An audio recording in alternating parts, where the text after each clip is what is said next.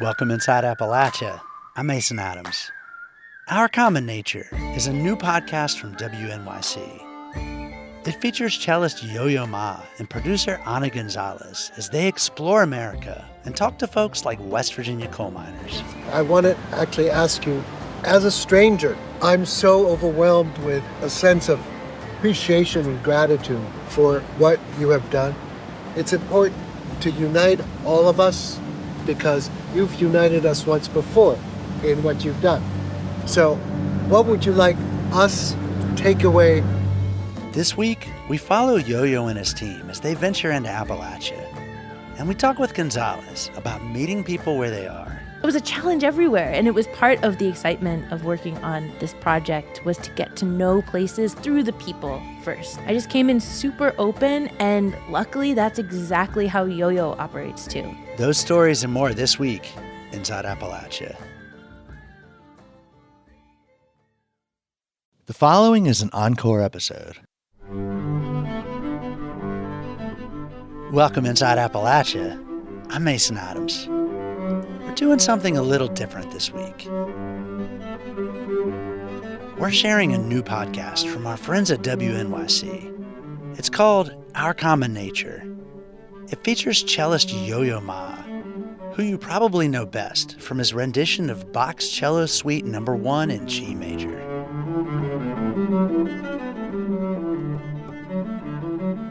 In the podcast, Yo-Yo Ma teams up with producer Ana Gonzalez.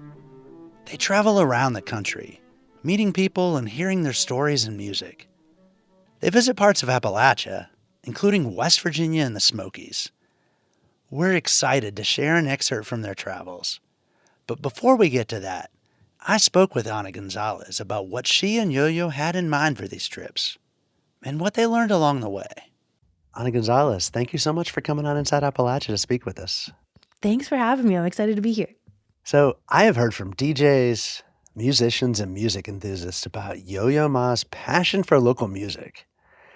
That he doesn't just cruise into an area to perform and that's it, but he invites and collaborates with local musicians and elevates them as opening acts. So I'd love to hear a little bit about how you and he conceptualized and went about making this series. Yeah, so Our Common Nature definitely came out of exactly what you said, Yo-Yo's innate desire to learn about where he is, because he's traveled the world so many times over that I think at a certain point he was like, you know what, I've seen every city.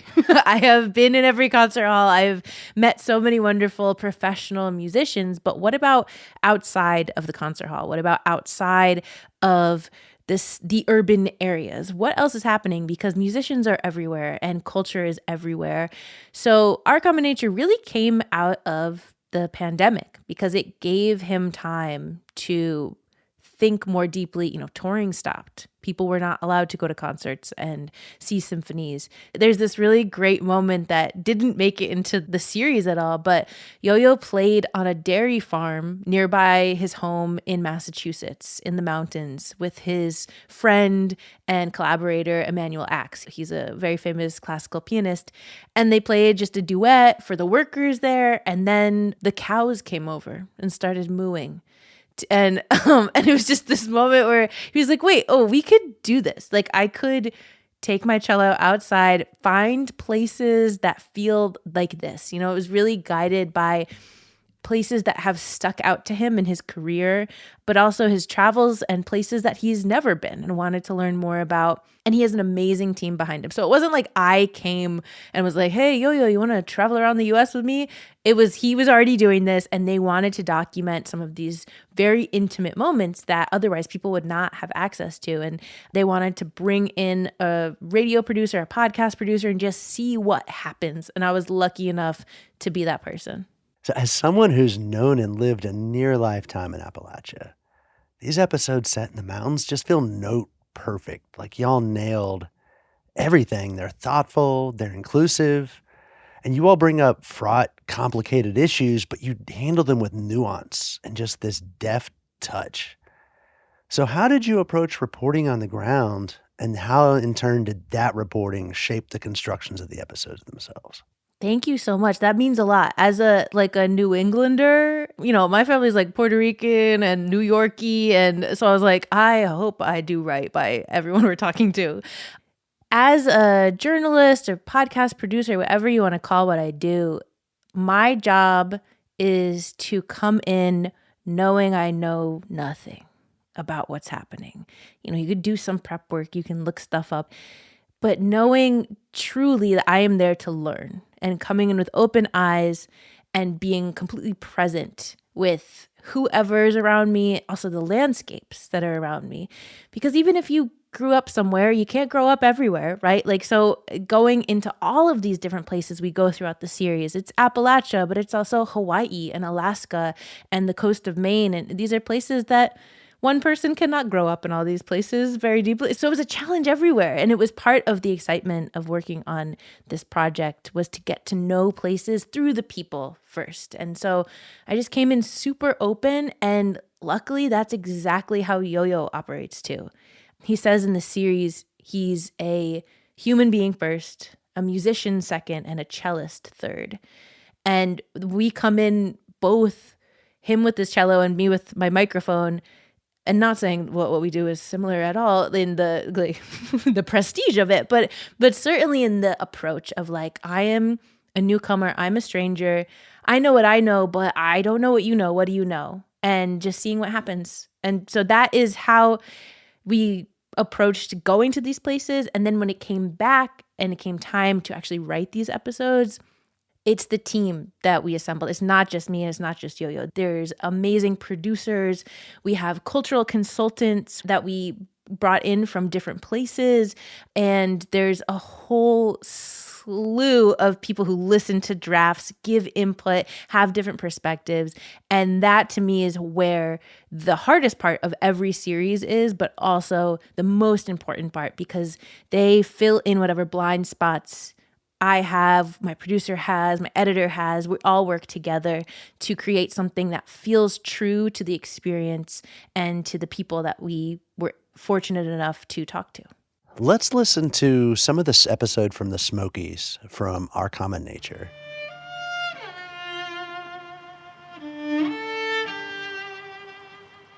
So when I heard that name change was going to take place, I thought, wow, I want to not only go there, but to sort of see what people think. And that's where the storytelling comes in. And so you went to the top of Kauai and you played there. To just passers-by, La Vida was going to tell stories and how the Cherokee people have always thought of that mountain as a spiritual location where people go to open up a porthole into a wider universe. And then passers-by can experience a little bit of that. Yo-Yo was at the top of Kauai at an overlook. La Vida's there too, in traditional Cherokee dress, with the Great Smoky Mountains all behind her. For well over 99% of the time, human beings have occupied this place. This mountain has been called Kauai, the mulberry place.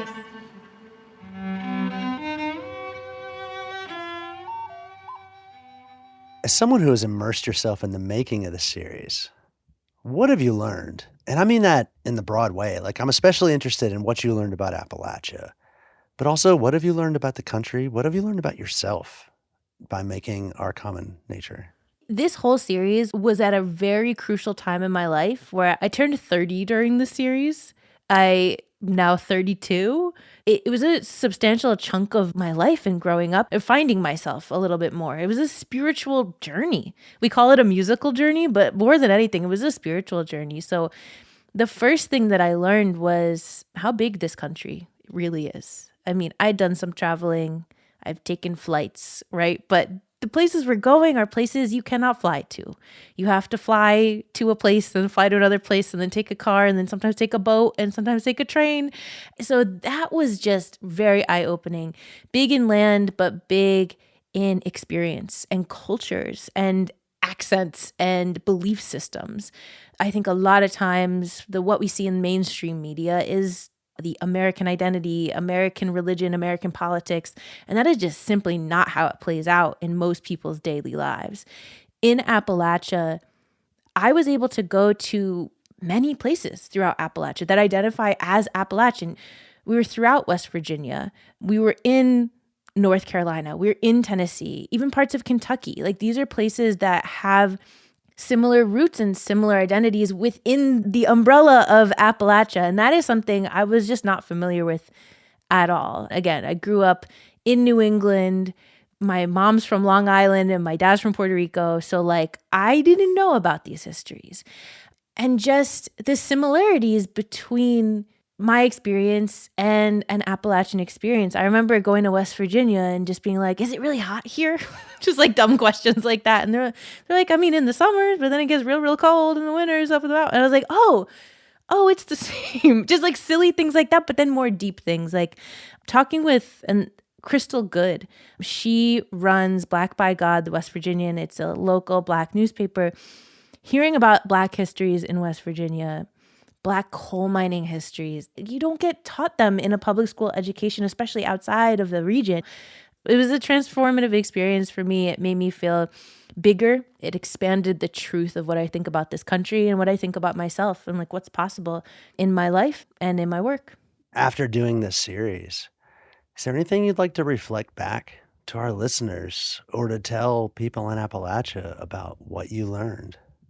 It's a big question, right? So I'm not from Appalachia, but what I learned was first the breathtaking beauty of Appalachia. And that's something that Yo-Yo also said. It was just how beautiful and pristine the mountains are, how deep the roots are, how complicated the history is.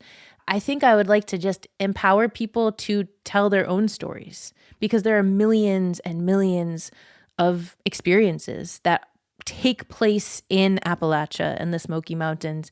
I want to hear more from people who have these nuanced Appalachian, Great Smoky Mountains, West Virginia, North Carolina, Tennessee experiences. I think the culture there needs to be preserved, as I'm sure your listeners know. And it can start small. Like, I would love more oral histories to be recorded. I would love more regional dialects and turns of phrase and at-length interviews with elders who might not have the most time in the world to preserve their stories. So that's what I would love to hear more from. That's the spice of life for me, is the differences in experience and what feels true, what feels lovely, what feels like home. Those are the stories that I think we as Americans, but also just human beings, need to hear more of right now.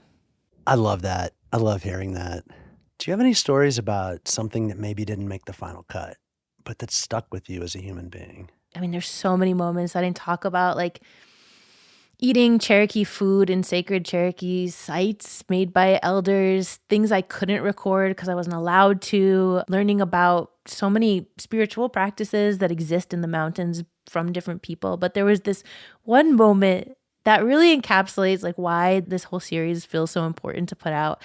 My first trip of this whole experience was to West Virginia. It was in the fall of 2022, more than 3 years ago at this point. We went whitewater rafting with a random assortment of people, river guides and park rangers from New River Gorge National Park, Crystal Good, Dom Flemons, these poets and musicians, and then a whole group of middle schoolers from a youth program called Step by Step. And they were hilarious. I was laughing the entire time.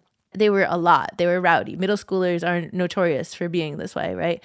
We had dinner afterwards. We sang songs. We danced. It was kind of cold, so we were super tired by the end of the day. And this kid who had been like the biggest loudmouth the whole time, kind of unruly, but in a great class clown kind of way, he had this moment where he went up to Yo-Yo and he said, "Yo-Yo, man, how do you get so good at playing the cello?" And I wasn't rolling. It was like 9 p.m. We're exhausted. And Yo-Yo leaned over and walked out with this kid and told him, he was like, "It's not just me. It's anyone can get good at anything. If you just practice at it and you want to do it, you can get as good as you want to get." And the little kid, and they walked out arm in arm together. And I was like, this is the sweetest, most genuine moment. And this is what the series has to feel like, is you get this inside perspective on somebody that a lot of people know about, and then a kid who has a lot of character that is just starting out in the world. Like, it's bringing moments like that to greater audiences that really kept me motivated through the process of making the series. Ana Gonzalez, thank you so much for coming on Inside Appalachia today. Thank you so much for having me. That was Ana Gonzalez, producer of Our Common Nature. Coming up, we follow Ana and Yo-Yo as they journey into Appalachia. That's after the break. You're Inside Appalachia. I'm Mason Adams.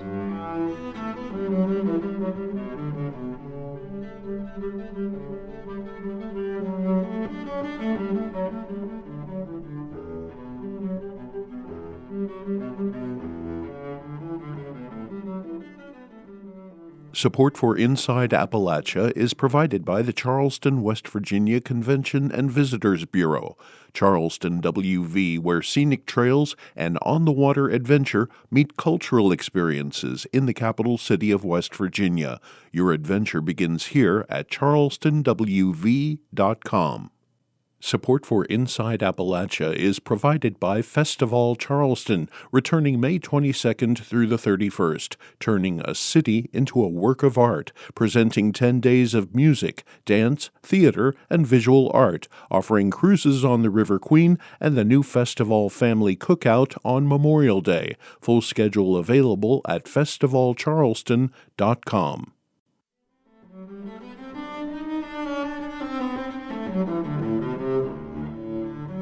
For the podcast, Our Common Nature, cellist Yo-Yo Ma and producer Ana Gonzalez visited Appalachia. They went to the Great Smoky Mountains National Park, Mammoth Cave National Park, and West Virginia's coal country. As a little girl, I would go with my granddad to the company store. Right. And all the coal miners would be around, and they would say, "Sing me that song," and they would pay me. So I would get a few pennies for penny candy, and it was 16 tons. So I would sing 16 tons, and what do you get? Another day older and a deeper in debt. St. Peter, don't you call me, 'cause I can't go. I owe my soul to the company store. That's Diane Williams. She's sitting with me and Yo-Yo and a group of coal miners in New River Gorge National Park in West Virginia. It's the first weekend of fall, and we're outside of a historical mine called Nuttleburg. The Appalachian hills around us are tight and thick with summer leaves. The river behind us is a constant flow. We just had a picnic of pepperoni rolls and Mr. Pibb from real-life coal miner lunch buckets. And then Yo-Yo stood up. So today, this lunch that you so nicely provided for us, I want to actually ask you, as a stranger, I'm so overwhelmed with a sense of appreciation and gratitude for what you have done. It's important to unite all of us because you've united us once before in what you've done. So what would you like us to take away?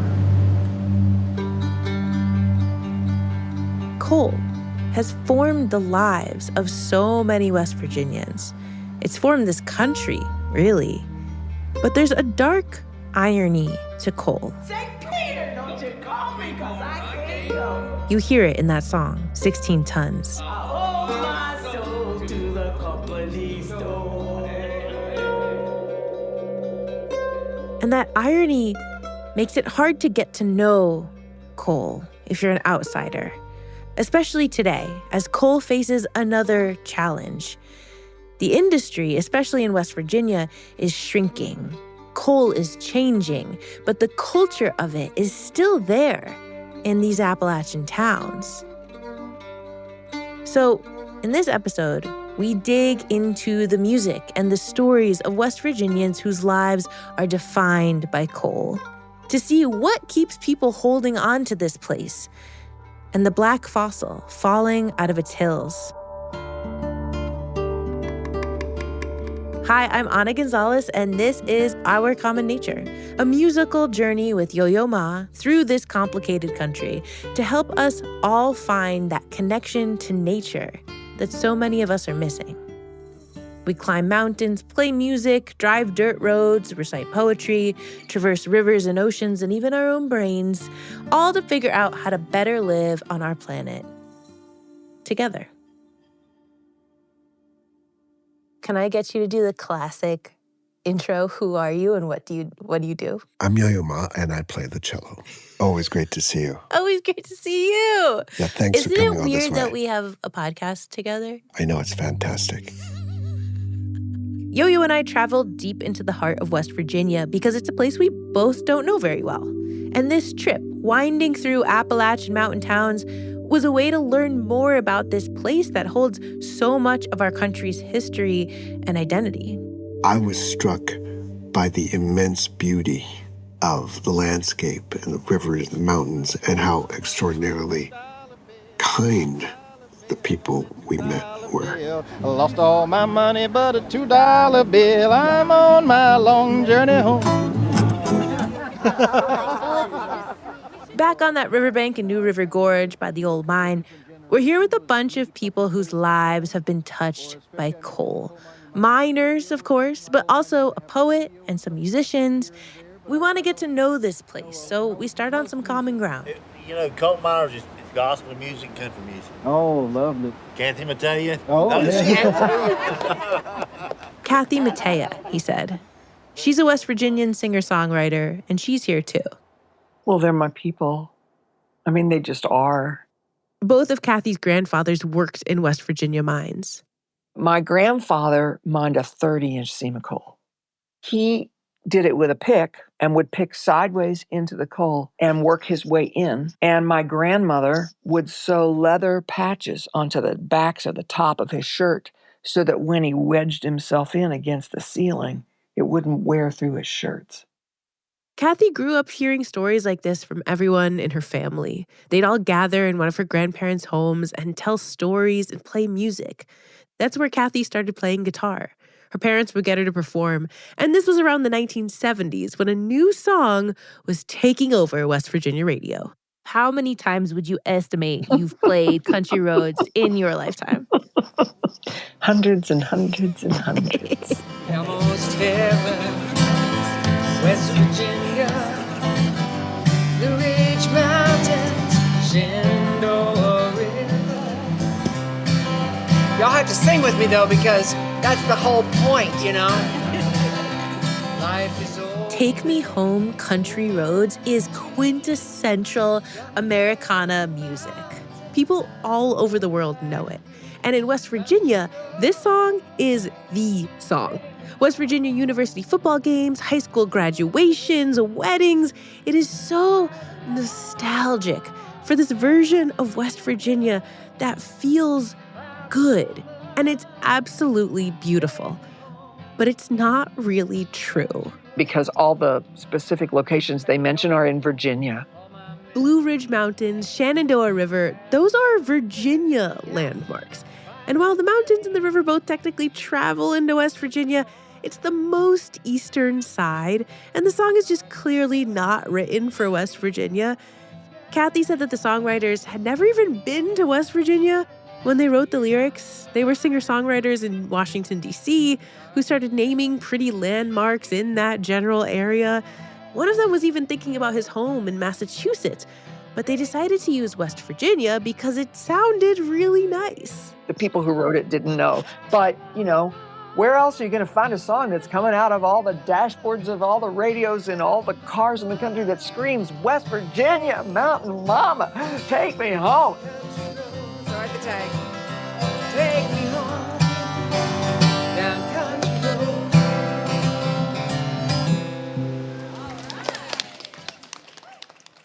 It's like a place where people feel invisible.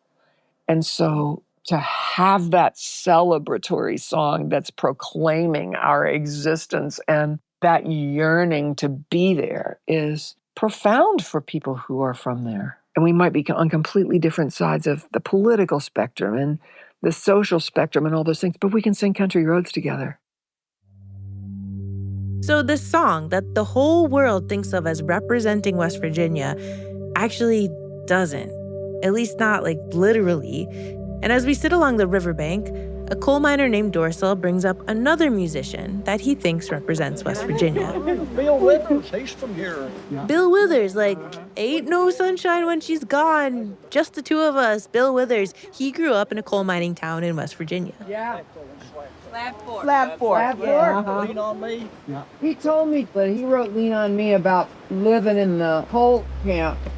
You just call a lonely brother when you need a hand. Kathy met Bill one time, and he told her that this song about people leaning on each other, supporting each other, was written about coal miners. And nobody cared what color anybody was. That's why it was underground and all these. Yeah, he said that's it. Nobody cared. It just wasn't a thing. In the community, everybody just helped each other. That's right. So you always look out for each other. As long as you're on that same crew, everybody's the same crew. And you would always look out. Black men, and they worked just as hard as the white men. And as long as everybody did their job, everybody got along really good. So they're saying that Lean on Me is about the ways miners supported each other, no matter their race. And I'd love to believe that life actually played out like that. But in the crowd, there are two Black women, Diane, who spoke at the top of the show and sang 16 Tons, and her mom, Zora. I'm Zora. Yeah. I worked underground 20 years. It's hard to hear Zora because she spent decades in the mines and now her lungs are damaged. So her daughter, Diane, who's sitting right next to her and holding her hand, she speaks up. This is my mother, Zora. She worked in the coal mines down at Maple Meadows for 20 plus years until it closed. She told us as we were growing up about the young men that she worked with. But she always had a story to tell about how the men would pick at her and would make her do their work. If she cleaned her belts, they would always leave some more for her to do. And how she used to threaten to beat their you-know-whats when she got them outside. Okay, that's a little different from Kathy Mattea's read on Lean on Me. And it turns out that Zora and Diane come from a big mining family. Talk about history. So my granddad was a coal miner, my uncle was a coal miner, my mom. I still have a brother, Christopher Saunders, that's still working in the coal mines. If I want to get to know this place a little bit more, I have to meet Chris. I mean, in coal mining, we always say everybody's gonna be Black at the end of the day. And when you underground, you put all that aside. If you have any prejudice in you, all that, because you gotta work together, you gotta work safe. Now, when they come back up, it might be a different story. We met up at a local history museum in West Virginia. It focuses on coal mining, and there was an exhibit dedicated to his mom, Zora. Yeah, here. There she is. And this is one of the pictures. This was the crew that she worked with at the end on the belt. Her. Yeah. Whoa. That's her. There's this great photo of Zora in a hard hat and aviator sunglasses leaning up against a chain link fence. And she has the face of a woman who's put up with a lot of shit. And it's so true because there's still a stigma about women being in the coal mines. I can imagine. So, plus she was a Black woman. Yeah. So that stigma was there. Chris told me his mom came to coal mining as a single mom of 4. She had moved down from New York City to take care of her aging parents, and her dad actually was a coal miner. For Zora, working in the mines was a livable wage. It would pay for the house, the kids, the parents. But the other miners let her know that a woman, and a Black woman at that, wasn't part of the boys' club. My mom's a hard worker. She said, I'm going to prove to you I can outwork you, I can outthink you. I'm going to treat you with love and kindness regardless of what you say or do to me. She said, sometimes you just got to let it roll off your back and keep on doing what you got to do. She had a guy that was always wanted to tell her the N-word jokes. She said, oh, baby, I ain't got time for that. I tell you what you do. Write them out for me and let me read them. So every day he writing these big, long jokes, and she'd just fold them up. And then he come to her one day, he say, I'm the one dumb enough to be writing these jokes out, and you ain't doing nothing but throwing them away. She said, no, I got them all. I'm making you a book. Like that. And buddy, he just laughed. He said, Mom, I'm sorry. And that's just the way she was. She said, now he gonna set up and waste his time writing these jokes out every day, and I let him do it. That's my mom, y'all. I mean, that's just her. And this was just one of the stories Chris had about his mom warding off bullies. They'd steal her lunch. She baked brownies and put X-Lax in them. And so she knew exactly who was getting in her lunch bucket, or her bucket, that's what they call it. Some days, she didn't have a good comeback or the energy to bake brownies. Some days, she was tired. She would always say, I done the best I could for y'all. I said, I know that, Mom, you know. And she would apologize for not being there a lot. So, but I had a great mom. Yeah. Still do. I'm a big softie. Me too. Dude, yes, but yeah, she's and she taught us how to love people. The sentiment behind Lean On Me was probably not true for Zora. But it is for Chris. He's committed to the job and his coworkers through thick and thin. You know, the money was good to be in Appalachian, to go to high school and get out and can make $100,000 right out the gate. 18 years old. I'm just telling you, that's the type of money they paying you and give you health insurance for everybody in the family. And I look at it like this, I chose to do this. But if I got to be on oxygen, I don't want it. Yeah. Do you think about that with your mom? Yeah. Zora's condition has worsened since I saw her along the banks of the river, and now she can't speak without oxygen. Chris is worried about her, but that's not the only thing he's worried about. We have what I call, I'm going to keep it right, kiss my butt curves. Like you're going to go around and then you go. So we get ready to go through a few of them down this way. If you look at a map of Route 3 heading west from Beckley, West Virginia, it looks like a squiggle. It follows every twist and turn of the Coal River. Through Eccles, Glen Daniel, Rock Creek, and Dry Creek, my producer Alan is swerving in the rental car with Chris Saunders as a passenger, and I'm in the back seat trying not to get carsick. I see a lot of Trump. Yeah, all of us. We love Trump. Yeah. Everybody here. Is that because of Cole? That, and now he's an outlaw, so it don't get worse. Like, how much of the population is related to coal? Like, probably 90%. Got it. Yeah. Mm-hmm. It's either railroad, coal, or timber. Yeah, and the railroad is how you move the coal Mm-hmm. and the timber. Right. Yeah. Right. Is this weird for you to be in a car with people asking you all these questions? Yeah, but it's all right. I like to talk. Chris, like a lot of miners, isn't quick to trust people with microphones. We couldn't get permission to even enter the parking lots of any of the coal mines that we're driving by. People are even suspicious of the North Carolina plates on the rental car. Oh, yo, that's lying up. He know he can't drive down here. What he doing up here? Yeah. But this one here, this is the kiss your butt one, I call it. West Virginia is an isolated place. It's not only the geography, but the culture. People not from here don't always get it. And the truth is that coal formed these towns. Coal built these houses and set these families up for generations. Coal formed unions and made billion-dollar deals. But coal kills. And coal releases massive amounts of pollution into the world. People today don't usually understand why anyone in the 21st century would work in this industry. Yeah. And that's why I was kind of leery about talking to you at first. Yeah. I'm just being truthful, because I said, now I don't want to say, be nothing negative to what I do. And it's negative to every job. It really is, but it has been great to my family, financially and stuff like that. Yeah. So. Yeah. But for Chris, mining is about more than just making money. It's about survival.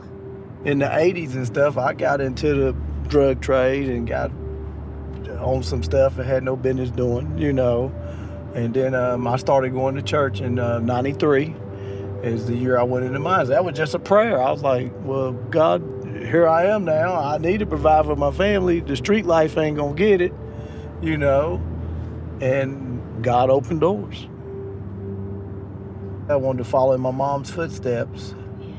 And it's been a great way to provide for my family. I think that's what we're trying to get at. Right. Just, and it's complicated. Yeah, it is. The history and culture of coal is complicated. Human beings have actually used coal for fuel for thousands of years. People would just pick it out of the hills and burn it, because coal itself is just fossilized plant material that's millions of years old. But it's only in the past century or so that coal mining in the United States has grown to be king coal. So much of our world is made with coal, and specifically West Virginia coal, because this is a special type of coal. They call it high metallurgical coal, meaning it's higher in carbon and lower in moisture than thermal coal, which we use for fuel and heat. High met coal is some of the best in the world to turn into iron and steel. That's the pride that I think that people in West Virginia must feel for having actually been the power source behind the development of iron and steel in this country, which meant westward movement, building railroads, cities. That connection was completely lost on me until I went there. Yeah, and it's still going today. So there is still that pride. The people who mine coal for generations, they still love it. The company I work for, I know they export to China, South Korea. You have a lot of big steel mills in India. And then you have Ukraine right now, it's shut down, but Ukraine was a big steel producer for Europe. Yeah. Mm-hmm. And they're buying U.S. coal. Yes, yeah, because again, you have the best coal in the world to make steel. The culture of coal mining is baked into West Virginia, but it's from another time, when more people could get coal jobs. The mines themselves have become more automated and mechanized. The work is different, and they need fewer workers.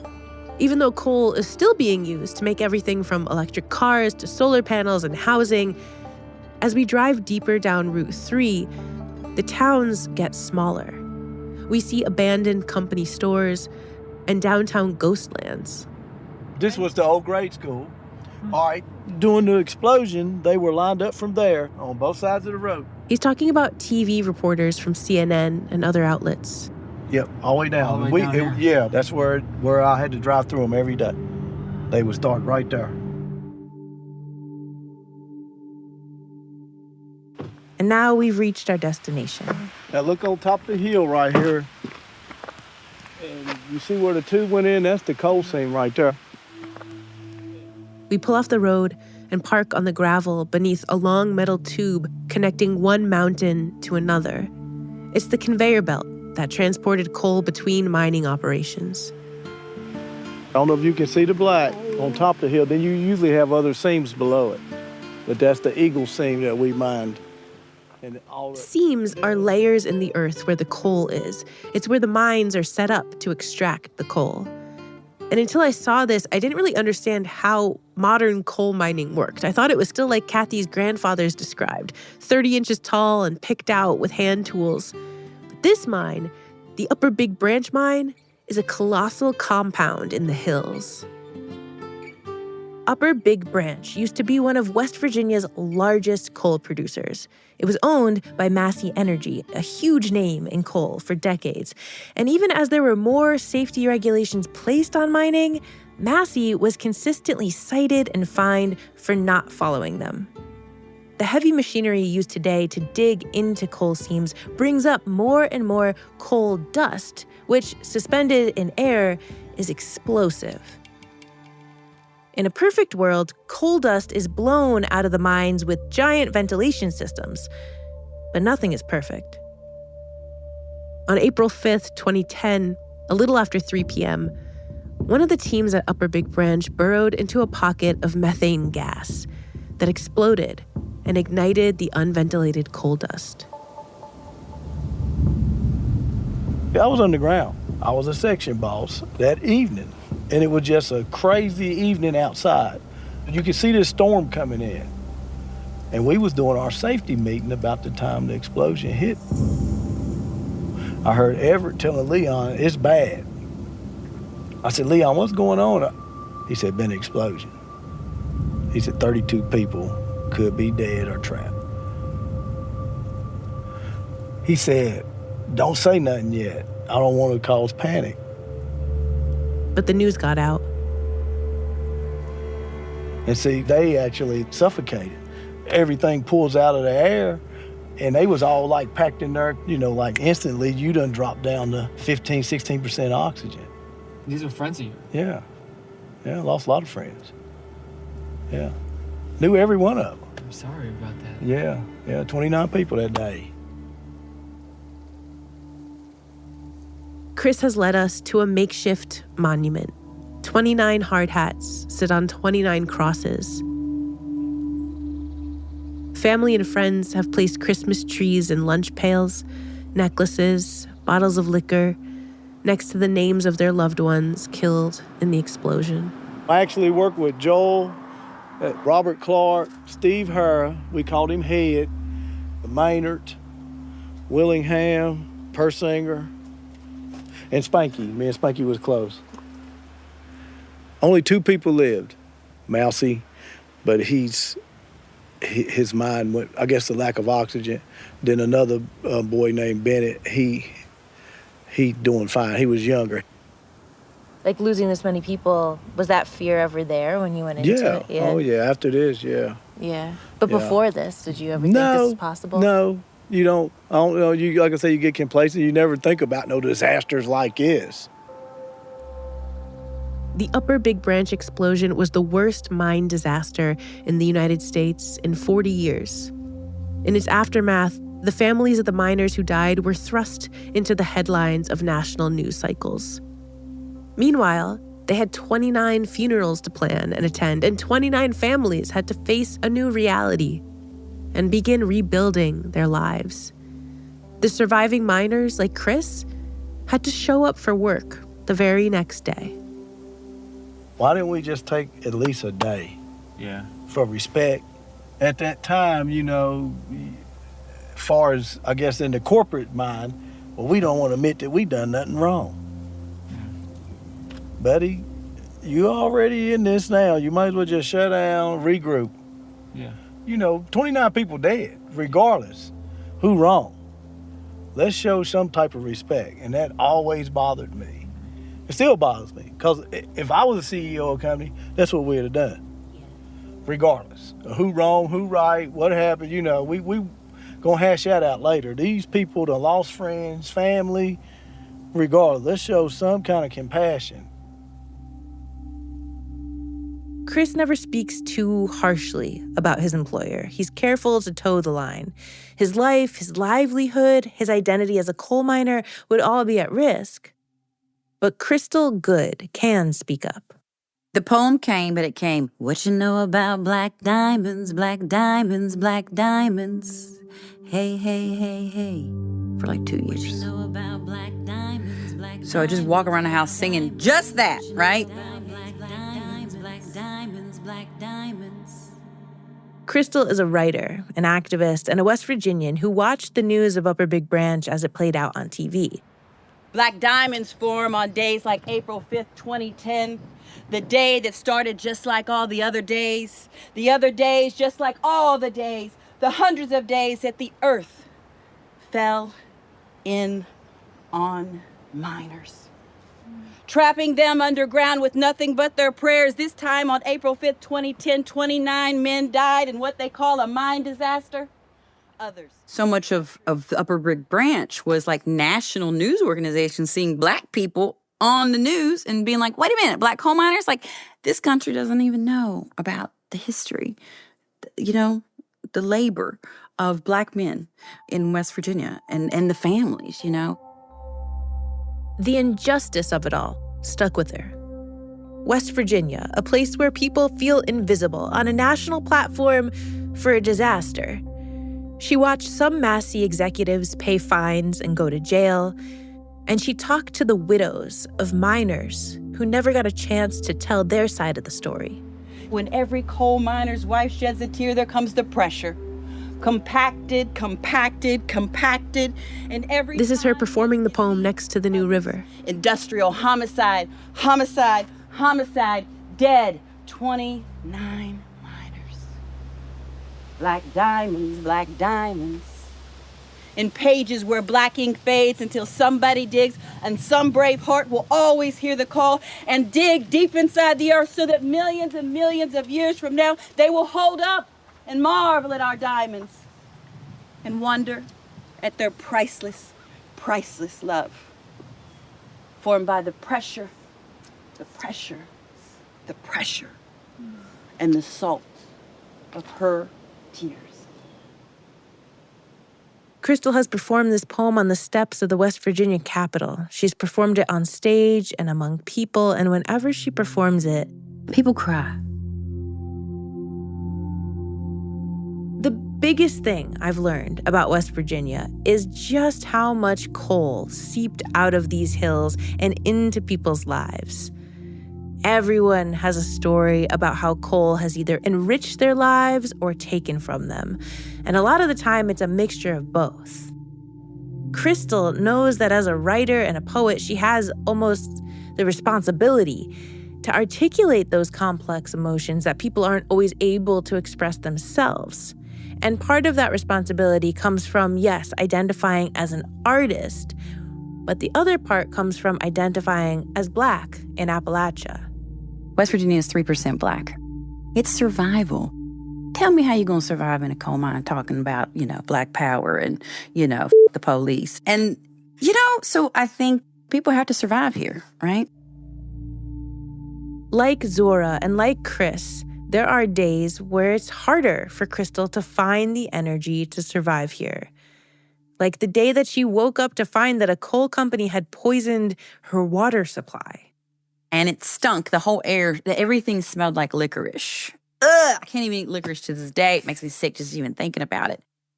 After weeks of buying water to drink and shower and cook, Crystal found it in her to sue the company. And she won. And then folks got their checks, which weren't much. I think people might have got $500. It just kind of made me think, what really is a win? Like it wasn't worth it? I lost all of my friends. They all left. A lot of Crystal's friends who could leave West Virginia did, because of the fear that this could happen again. Crystal stayed. But now it's been over 10 years, and she's tired of fighting. I only have so much energy, and I only have so much time on this planet. And living in West Virginia, the statistics, you die earlier. If the statistics suck. West Virginia's life expectancy is the second lowest in the nation. Its population is declining faster than any other U.S. state.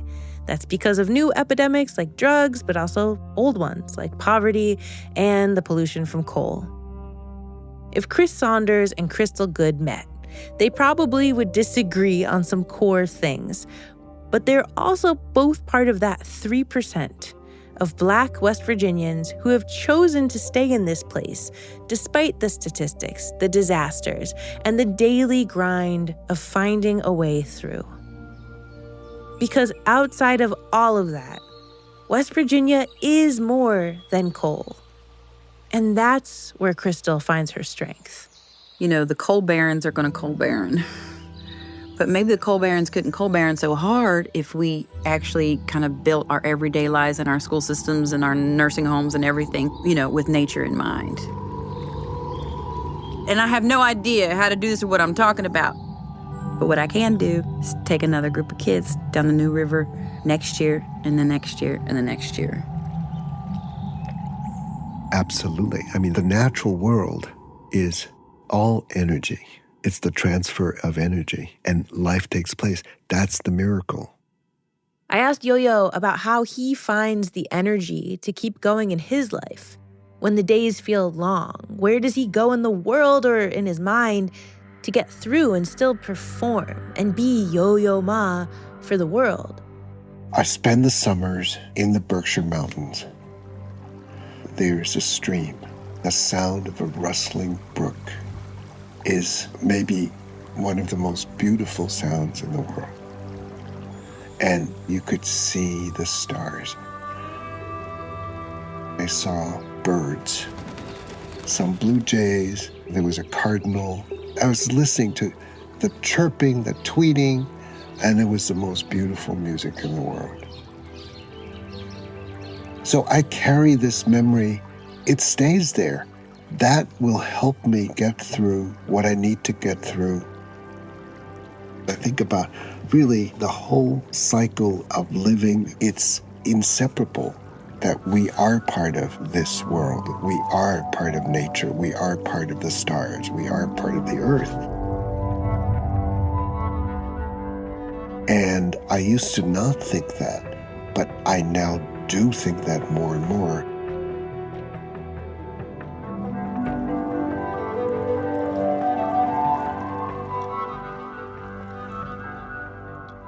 That's an excerpt from the podcast Our Common Nature from WNYC. You can hear the rest of the episode wherever you get podcasts.